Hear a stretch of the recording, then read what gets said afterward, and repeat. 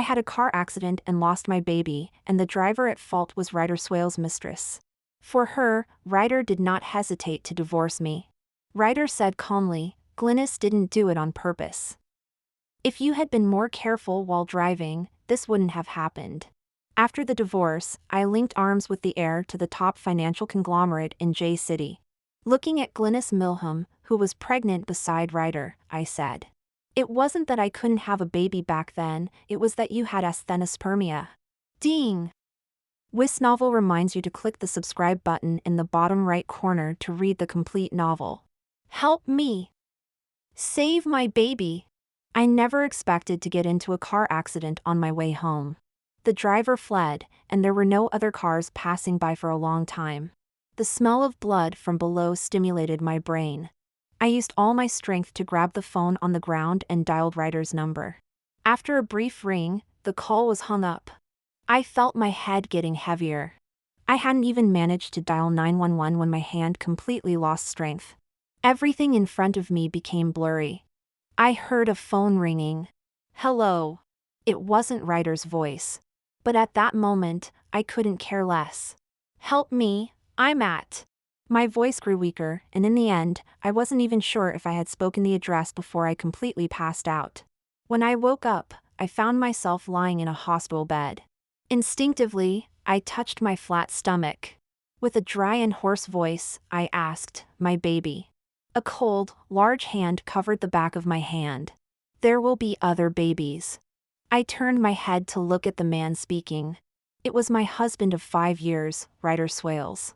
He seemed to have just rushed in from outside, his body carrying the dampness, and his hair was wet from the rain. My tears uncontrollably fell from the corners of my eyes.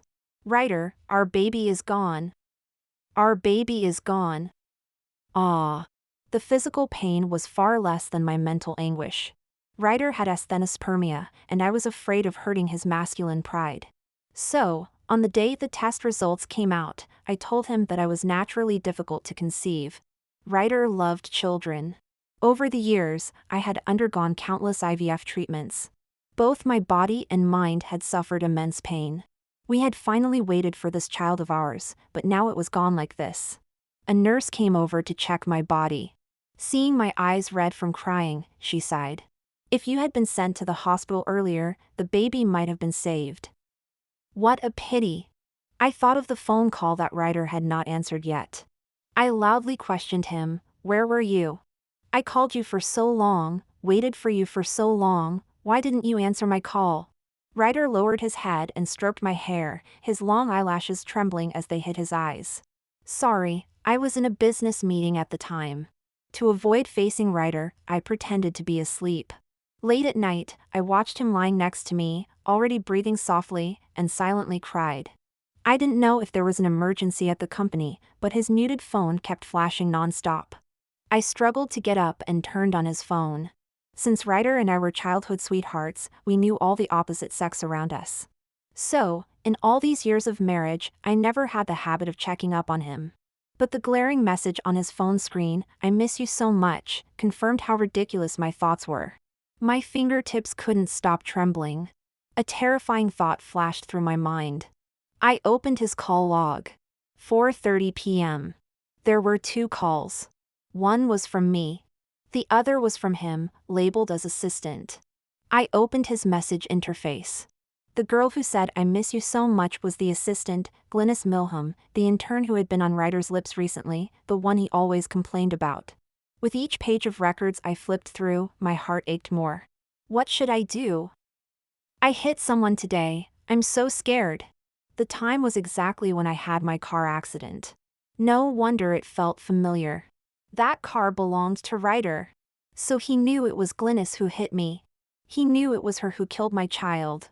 I had never felt such intense hatred. I forced my trembling hands to keep flipping through the messages. "The lunchbox you brought today was so delicious, can I have it again tomorrow?" I had gotten up at 4 a.m. to prepare that lunchbox. Unlike the ones made by our housekeeper, I always added some cute decorations. As a woman, Glynis couldn't possibly not recognize it. Thinking about the food I prepared before dawn. Thinking about how Ryder hypocritically said it was delicious. I realized how ridiculous I had been. I forced myself to calm down.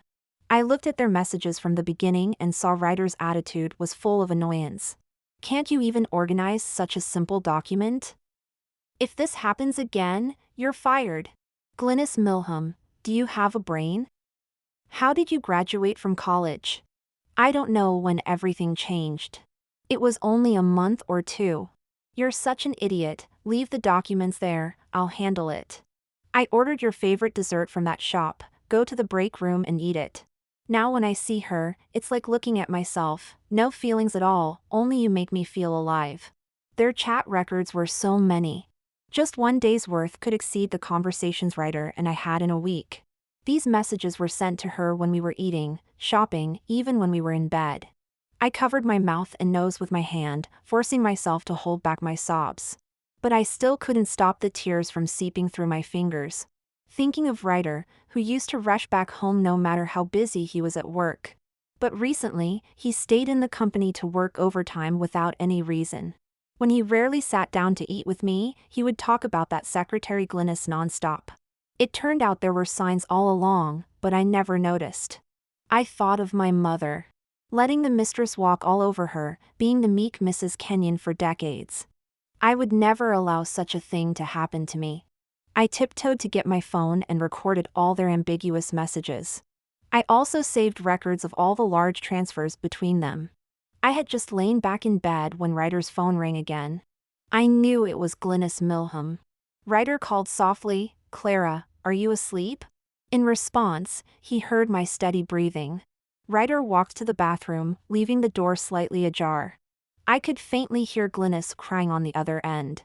"Don't cry, if you keep crying, my heart will break. You know she just had a car accident, it wouldn't be right if I didn't stay with her. Of course, you're the most important to me. I wish I could take my heart out and show it to you.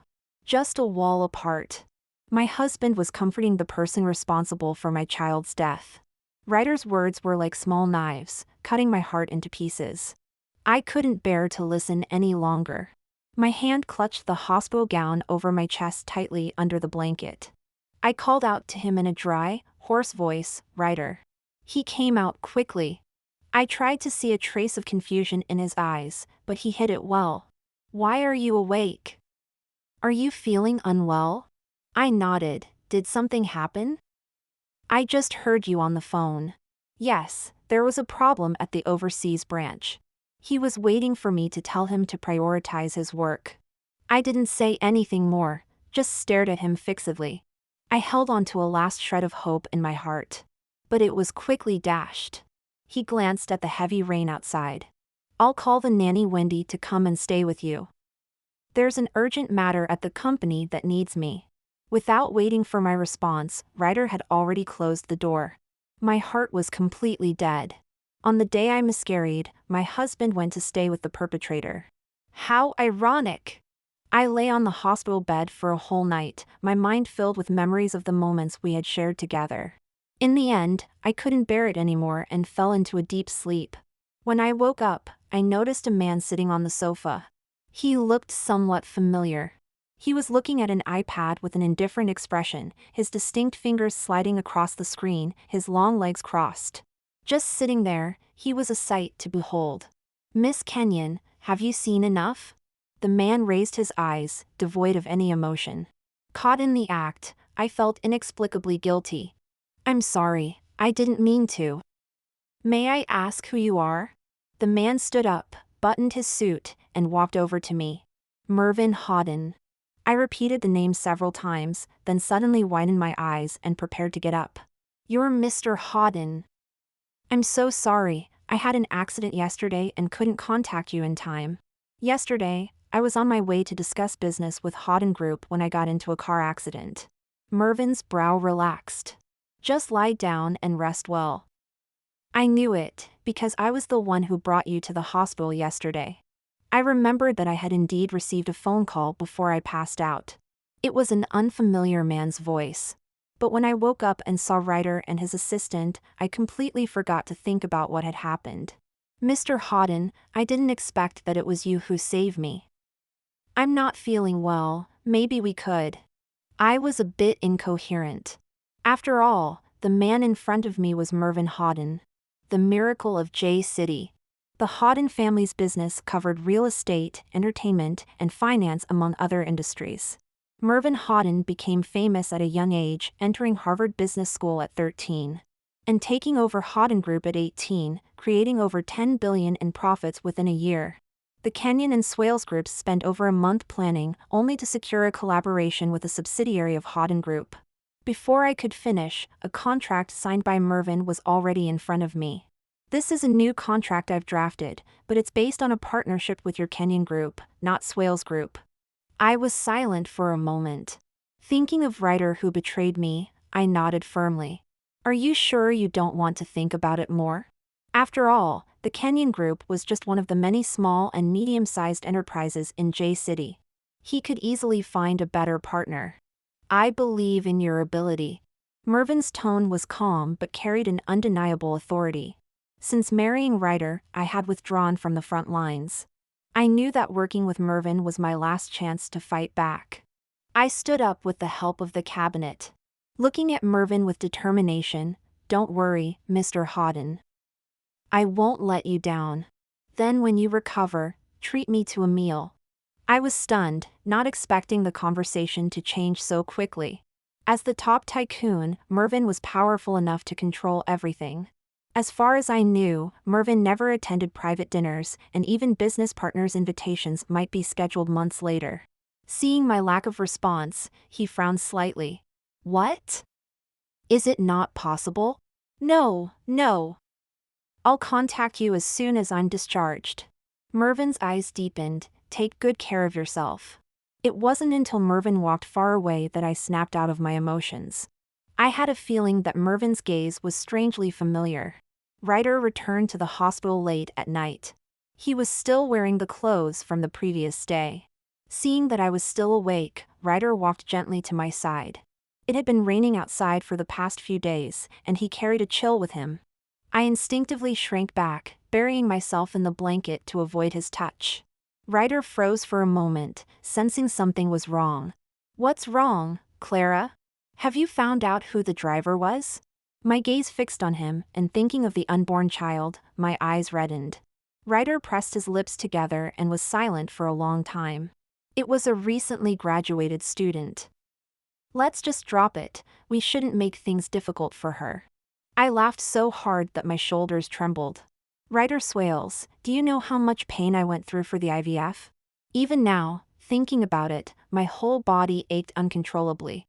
Clarice, when did you become so unreasonable?" The stark white light of the hospital room shone on his face. It was a face I had seen for over 20 years, yet now it felt terrifyingly unfamiliar. "Ryder Swales, let's get a divorce." Ryder was stunned. "What are you talking about?" His voice was like a taut string, trembling and unstable. If I hadn't seen with my own eyes how he cared for and protected his assistant, I might have been fooled into thinking he really loved me. "I saw all your chat records with Glynis Milham." Ryder's body stiffened for a moment, and a trace of sadness flashed in his deep eyes. He was the one getting cozy with another woman, yet he acted like I had betrayed him. How ridiculous! I won't allow it. I struggled to take out the ultrasound image I carried with me from my bag and threw it in front of Ryder. "Do you still remember what the baby looked like on the ultrasound? You could already see its little face. At that time, you even said the baby's nose looked like yours. Have you forgotten the joy you felt then?" Even now, thinking about it, I was overwhelmed with sorrow. Ryder picked up the photo from the floor. His thin lips moved slightly. He grabbed my arm, pulling me into his embrace. I struggled desperately, but his grip only tightened. Our gazes met, and the atmosphere became tense. Just then, the phone rang. I saw the caller ID. It was Glynis Milham. "Clara." Ryder called my name cautiously. "Answer it, let's see what she has to say." Seeing that Ryder remained motionless, I grabbed the phone and answered it. "Ryder, the weather forecast says there will be thunderstorms tonight. I'm scared. Can you come and stay with me?" "Sorry, Miss Milham, but my husband is with me tonight, so he won't be able to accompany you." As soon as I finished speaking, Ryder shouted at me. Clarice Kenyon, what are you doing? He quickly snatched the phone from my hand and gently comforted Glynis. I'll come to you soon, don't be scared, be good. After hanging up, the warmth from earlier was completely gone. During our many years of dating, Ryder had encountered women who tried to come between us. But Ryder was always adept at seeing through them and exposing their true intentions. How could he not see through Glynis' act just now? But everything depends on the person. Ryder reached out to touch my face, but I avoided him. Ryder Swales, let's get a divorce. I repeated. I have evidence of your relationship with Glynis Milham, and I will sue her for the hit and run. We didn't sign a prenuptial agreement, so as the party at fault, I hope you will handle the division of property properly. Do you really have to go this far? Ryder's tones sounded very angry. I didn't respond. I just buried my head under the blanket, curling up like a fetus to keep warm. Ryder stood behind me for a while. It wasn't until Glynis called again that he finally left. Clara, I hope you think it through. It was a week later when my body finally recovered. The Kenyon family favored boys over girls. Although our family had a company, it was nothing more than a small business compared to the true conglomerates. If my parents knew that I had asked Ryder for a divorce, they would definitely pack me up and send me to Ryder, demanding that I apologize. So I didn't inform anyone. As soon as I walked out of the hospital door, a white G-Wagon blocked my way.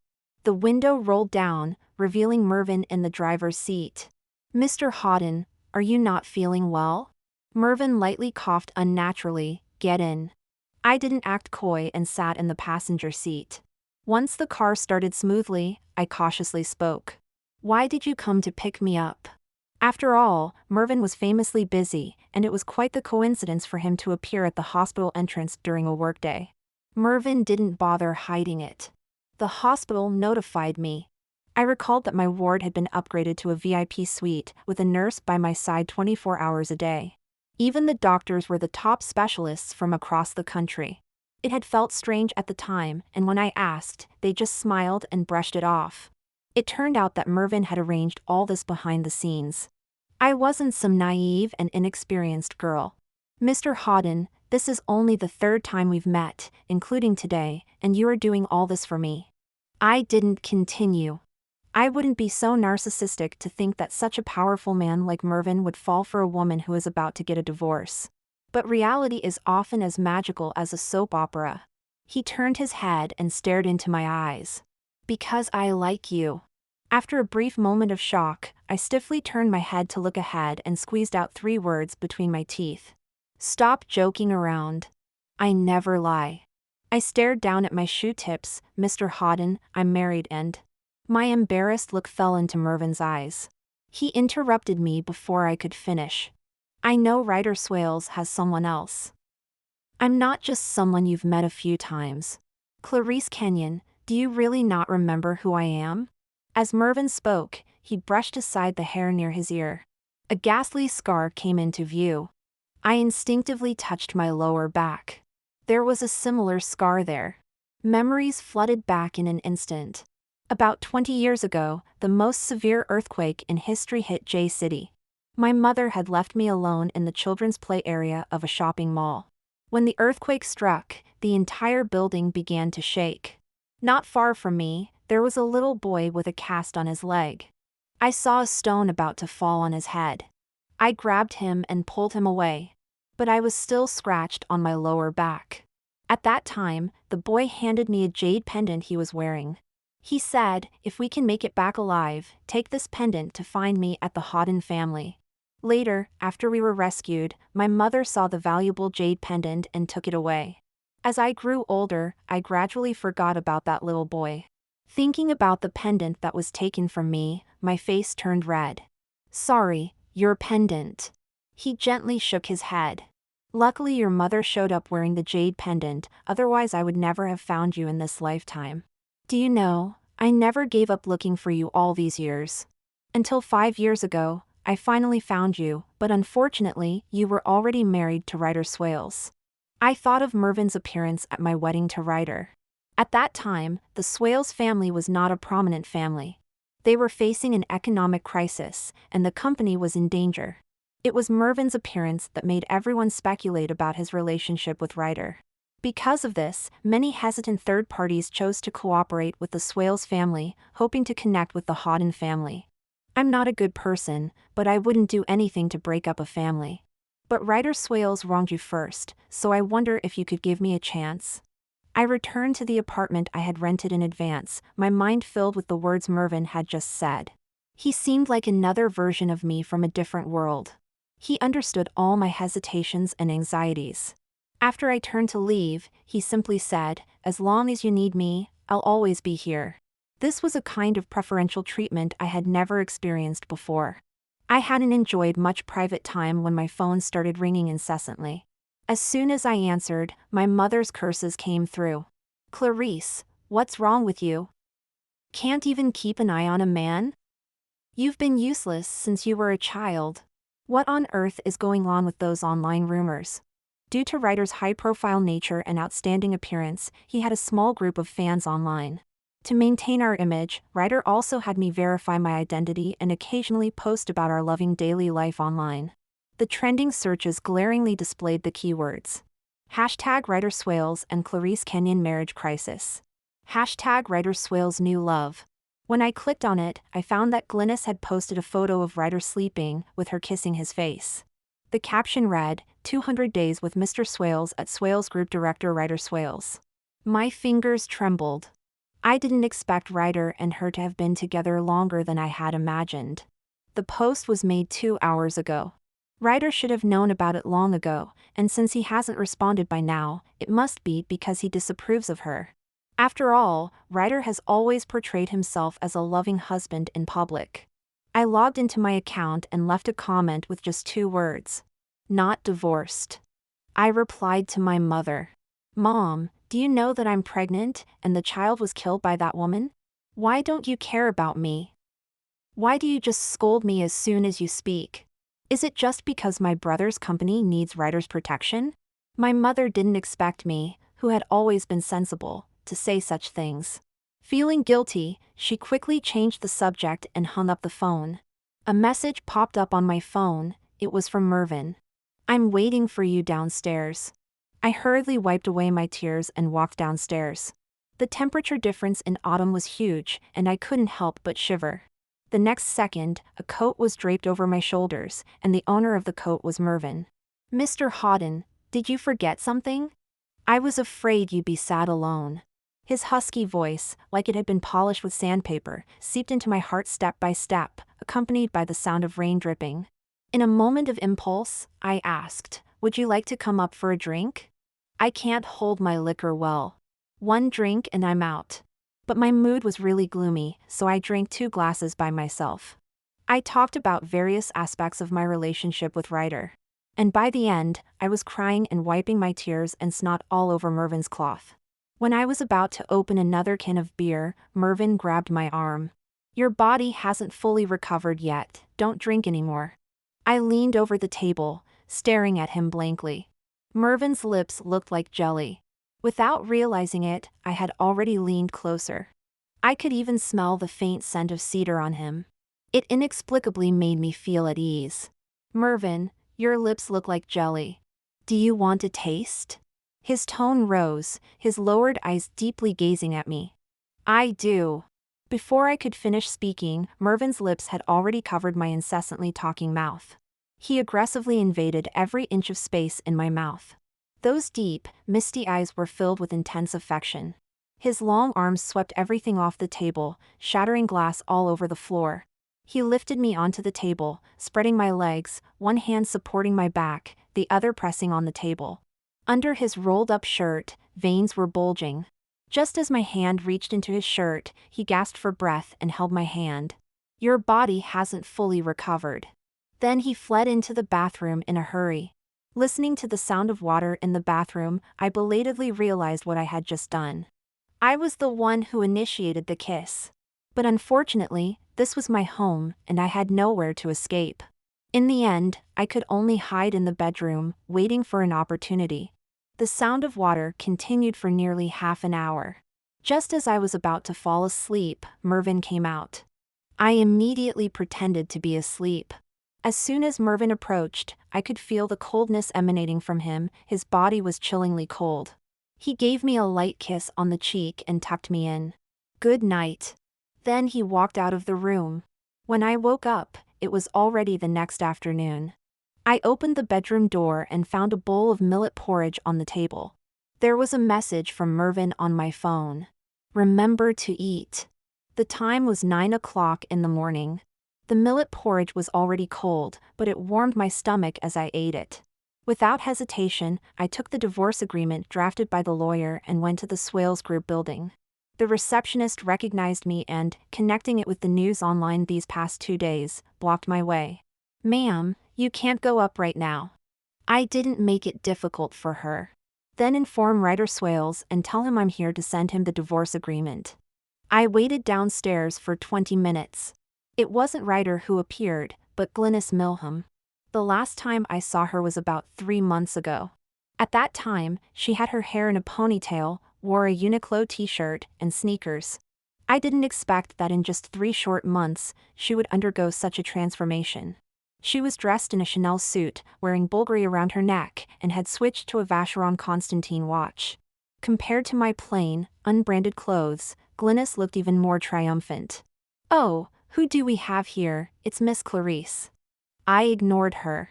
Glynis became even more smug. "Look at you now, just a haggard old woman. No wonder Ryder lost interest in you." I raised an eyebrow. I had been known as a beauty since I was young. Even with my haggard face these days, I was still 1,000 times more beautiful than her made-up face. I stood up and walked to her. I was very tall, and even with Glynis wearing high heels, she was still half a head shorter than me. "Your entire outfit must be worth nearly $1 million, right?" The surrounding staff couldn't help but envy Glynis for landing such a fortunate position. Of course, all of this was bought for me by Ryder. I chuckled. "Do you know that the money he spent on you before the divorce is considered marital property?" Without giving her a chance to react, I picked up the coffee next to me and poured it over her clothes and bag. "Ah. What are you doing? Clarice Kenyon, are you crazy?" Ryder, who had just walked out of the elevator, saw the scene. He immediately rushed over and stood in front of Glynis. "If you have any grievances, come at me." "What are you doing to Glynis, a pregnant woman?" My gaze fell on Glynis's flat stomach.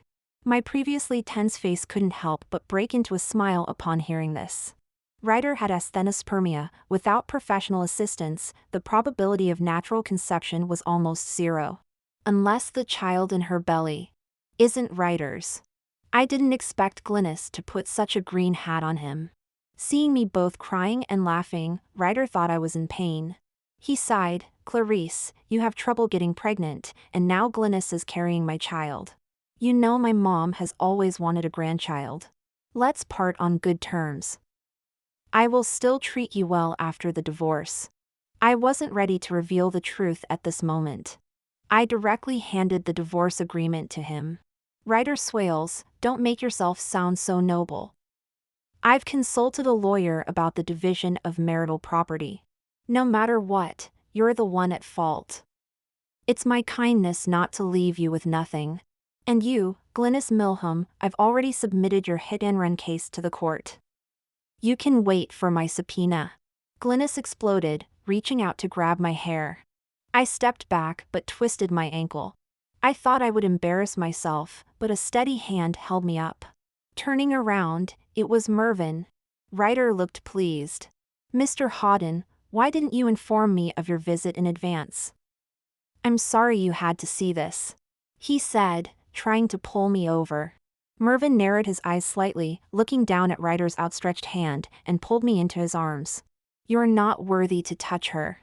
Ryder's flattering smile froze instantly. His incredulous gaze shifted back and forth between Mervyn and me. Finally, he forced out a conclusion. "Clarice Kenyon, you dare to betray me." This accusation was too much for me to bear. Just as I wanted to explain, Mervyn squeezed my palm. He leaned in, his lips brushing my earlobe. "Let me handle this." Ryder was furious. In his memory, I had only ever had him as a man in my life. Even though his love for me had faded, his possessiveness had not. His hands clenched into fists at his sides, his body trembling uncontrollably. But the person in front of him was Mervyn, someone he could never compare to in his lifetime. Mervyn, with one hand in his pocket, exuded a chilling aura. "Mr. Swales, the news of you celebrating 200 days with another woman is still trending. And she's even pregnant with a little bastard." Glynis, already feeling guilty, didn't know Mervyn's identity. Relying on Ryder's favor, she unleashed her shrewish temper. "Who the hell are you calling a bastard?" Ryder almost choked on his breath. He slapped Glynis hard across the face. "Shut up!" Glynis had never been treated like this by Ryder. Spoiled by his favor, she lashed out at him. "You actually hit me!" "Ryder Swales!" Her crazed appearance bore no resemblance to the obedient woman she once was in front of him. She ran out of the building crying. I smirked sarcastically. When it comes to their own interests, men don't care about their so-called lovers. Mervyn didn't take Glynis seriously at all. His cold eyes swept over Ryder. The divorce agreement was drafted by the Hawden Group's legal team. "You'd better sign it obediently, or else." Ryder knew his place. He smiled bitterly and signed his name on the contract. Ryder and I got our divorce certificate half a month later. 5 properties and 6 cars were all transferred to my name, and I even got half of Swales Group's shares. Glynis seemed eager to register her child. The moment Ryder got our divorce certificate, he immediately got a marriage certificate with Glynis. I turned around and took Glynis to court. Glynis's hit and run was an undeniable fact, and with the elite team behind Mervyn, Glynis couldn't escape the punishment of the law.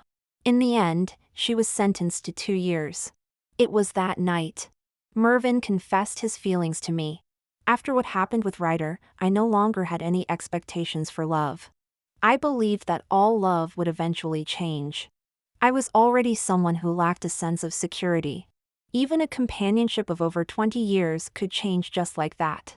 I couldn't believe in the unsubstantiated love from someone as high-ranking as Mervyn Hawden. Under the hazy yellow streetlights, I looked at that exquisite profile and, after much hesitation, finally spoke. "Mervyn, you and I are from different worlds. Let's not contact each other anymore." I shook off his hand several times as he tried to hold mine and walked away without looking back. Let this fleeting romance be a thing of the past. I started to return to my own life. In half a year, I took back control of Kenyon Group from my brother. I revived the nearly bankrupt Kenyon Group. The company's revenue hit a record high. On the other hand, Swales Group fell into a decline, and even some long-term partners terminated their cooperation with them. I sent people to inquire. It was said to be at the behest of Mervyn Hawden. At the annual Entrepreneur Gala, an old man in his 50s sidled up to me. His hand rested on my waist. "Clara, as a woman, you will eventually need to marry and have children. Don't work so hard. Show some weakness, it will be good for everyone." This old man was someone I was trying to secure a collaboration with. I forced myself to endure the discomfort and moved away. But the man didn't intend to let me go. He went further and grabbed my buttocks hard. "Ah!" Before I could get angry, the man let out a pained cry. A familiar scent of cedar filled my nose. Even without turning my head, I knew it was Mervyn. For the past 6 months, I've often dreamt of him. I used work to numb my feelings. But when I turned around and saw him again, my heart couldn't help but flutter. Mervyn pulled me into his embrace once more. He told the old man that I belonged to him. The scene overlapped with what happened 6 months ago. My eyes naturally welled up. Mervyn's jaw was tight, his teeth clenched. He took off his suit jacket and draped it over my shoulders.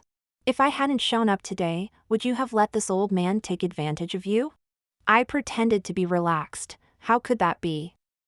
Do I look like someone who is easily bullied? Mervyn didn't speak. He just stared at me without saying a word.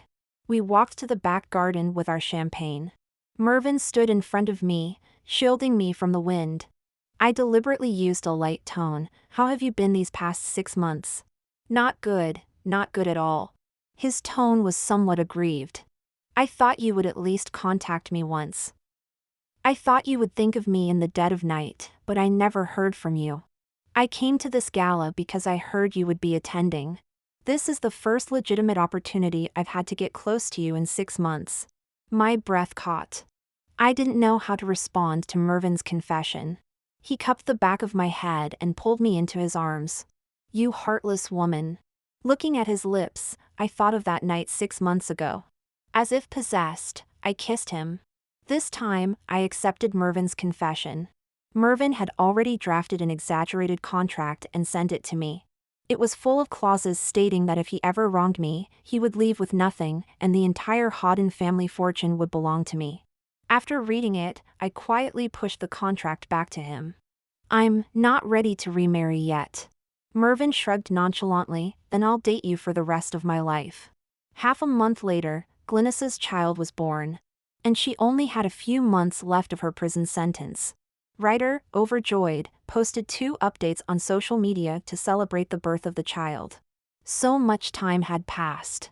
The little baby that had slipped away from my womb was still a pain in my heart. I was never a good person. After waiting for so long, I finally waited for this day. I didn't contact Ryder Swales. I just logged back into my social media account. Up until now, there were still some extreme men leaving comments under my posts, blaming me.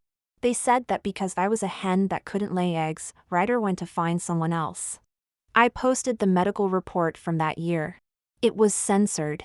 But it was still clear that it was Ryder's report. The report showed that Ryder Swales had asthenospermia. Due to Mervin's suppression, the Swales group faced bankruptcy in less than half a year. Ryder also faced astronomical compensation, and all his assets were frozen. The child was reportedly thrown to Glynis's parents. It wasn't until a few months later when Glynis was released from prison that she realized the world had changed. The Mrs. Swales life she had fantasized about was gone, replaced by enormous debt. She never thought her flawless plan would be exposed. Seeing everything she had painstakingly built turn to nothing, Glynis went mad. She picked up a kitchen knife and fought with Ryder. Inadvertently, both of them fell from the 5th floor. Fortunately, they both survived. However, Glynis became a vegetable. And Ryder's legs were crippled, he would never stand again in this lifetime. Of course, I saw this news with Mervin on TV. Mervin and I were sitting on the sofa watching TV. I suddenly blurted out, "Open your hand." Although puzzled, Mervin complied. I quickly took out the prepared diamond ring from my pocket and swiftly placed it on his middle finger. "Try it." Mervin was overjoyed. He hugged me tightly, calling my name over and over again. As if he thought of something.